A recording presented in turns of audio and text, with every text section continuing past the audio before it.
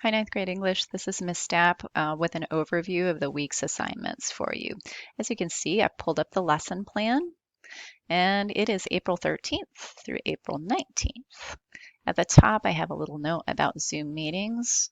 This week, the Zoom meeting is going to be pretty interesting. They are not mandatory, but I recommend you join, especially if you're still uncertain about your claim. What we are going to do is we are going to take several predetermined claims, and we're going to make breakout rooms. We're going to break you up into little groups where you will take a side to the claim, and then we're going to bring everybody back together for a debate. It should be fun if you like debate. Definitely plan on joining us. Okay. Now we've got step 1, which is read chapter 4 of The Great Gatsby and complete vocabulary.com. As you recall, our reading is not included in our minutes, but I've given you a lot of time for the vocabulary that supports the understanding of the text and anything else that you need to do to really understand this chapter. So if you don't understand what some of the motifs are or the characters and how they relate to each other, you are always welcome to use some of that time to go forward and look up information to help you really understand what is going on in this chapter 4. Chapter 2. This is going to be a bulk of your work for this week, and this is our brand new thing. So I recommend that you carefully read the whole lesson plan so that you understand the expectations each week. We had a little bit of problem with that the last few weeks, so let's just go over everything included here. First, you're going to read about the Toulmin method. The Toulmin method, as I've outlined before, is a way of organizing and constructing an argument. So, after you read about it below and all the steps of the Toulmin method, you're going to look at the exemplar that I provided for you, and that exemplar is titled Claim Organizer Exemplar. You're going to create your own organizer. You can go ahead and use the PDF that I've included.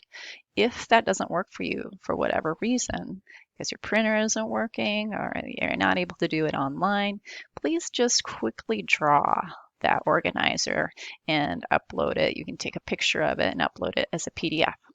You should always be sure that you clearly title everything that you upload so that I don't miss anything and fail to give you credit. All right, let's get into the Toulmin method. As I said, it's a framework for an argument. It allows writers to build an argument on a very clear and logical foundation through a series of steps. Now, your organizer that you create must include these 4 things. The debatable claim. What?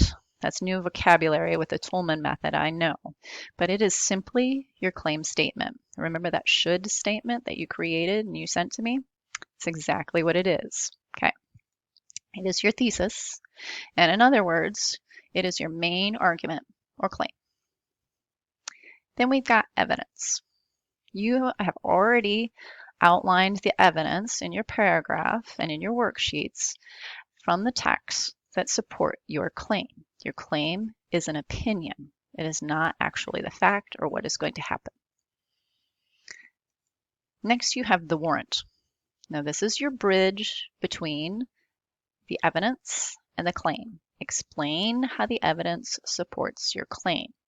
Don't just put your evidence there. You have to tell me how that supports.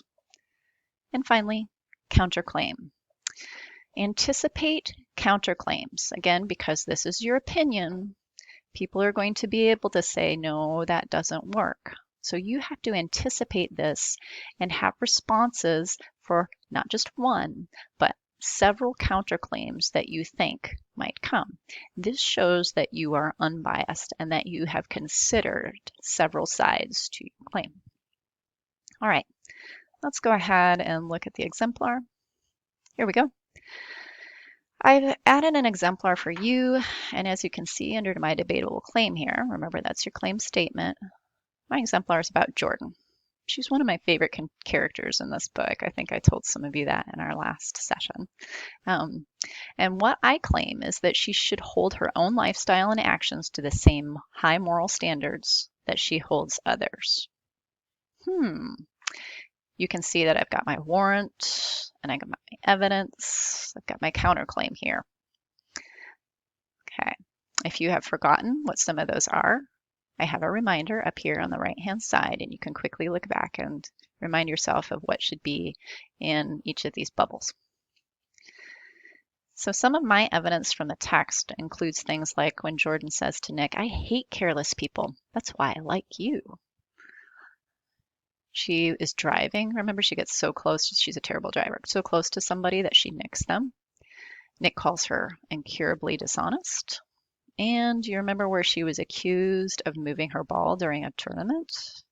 Okay, good. Those are all things I'm using as evidence from my text to support my claim. And up here, that warrant or that bridge, I have to explain effectively how the evidence from my text supports my claim statement, my debatable claim.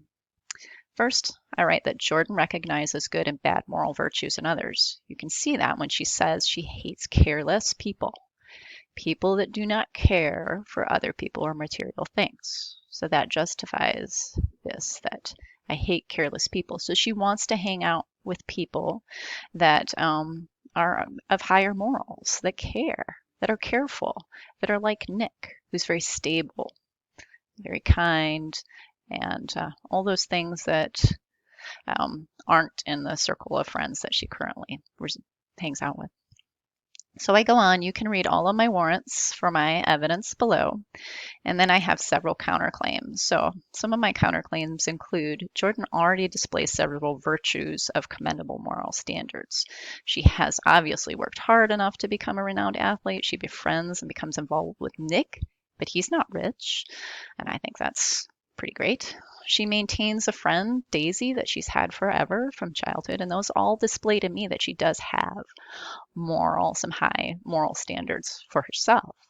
And that's what somebody could use to counter my argument that she should hold herself to a higher moral standard. I have some more here that should explain to you exactly what we want to see in this page. If you have questions about yours, feel free to email me or Ms. Hintersher if she's your instructor, and find out if you are on the right path with your warrant and your counterclaims. Okay, so this is what I provided for you. It's your debatable claim graphic organizer. It should be pretty easy. You're all ready with your claim statement, so just pop it in here under debatable claim. Okay. You already have outlined some of your evidence from text in that paragraph that you created, as well as the worksheet that you did. What's going to be the extra work today is figuring out that warrant or that explanation of your text. And then your counterclaim. What could somebody argue against your claim? Remember, it's your opinion. They will be able to argue it. So what might they argue? Your debatable claim, it's going to become evident now if your debatable claim is a fact.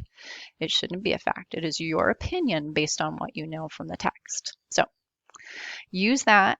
If you're creating your own, just drawing it, please, you do not have to write this up in the upper right hand side. Remember, that is just for you as you use, if you print off and use my PDF. Otherwise, just eliminate that, but you do have to have the title of each of these parts of the organizer clearly outlined if you're creating your own organizer on a piece of paper. Before you begin writing underneath it, so that Ms. Hintersher and I can tell what it is that you are addressing. Okay, let's go back and see if there's anything else I missed. I don't think so. Got a little reminder here of some of the things you need to be doing this week, as well as on your lesson plan at the very bottom. I've got that list. Oh, I skipped right over step 3. Step 3 should be easy enough too. You know how this is going. We are doing the analysis of our characters, which changes with every chapter as we grow to know more about the characters and as events unfold. You're going to add your new analysis, and you're going to let us know somehow. For me, I think it's easy now to do it in green because I already did black, blue, and red.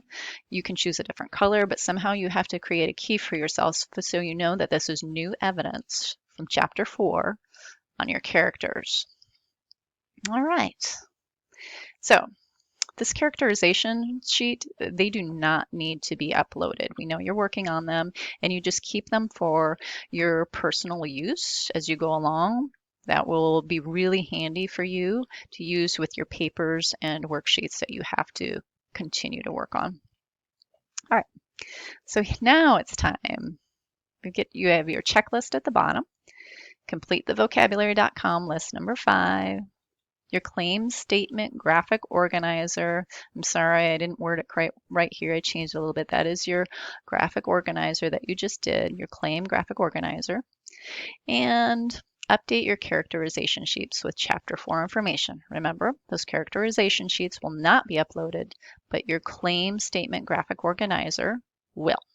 So that's all for this week. Please email myself or Ms. Hinterscher if you have any questions. And we look forward to seeing you at the Zoom meeting on Thursday.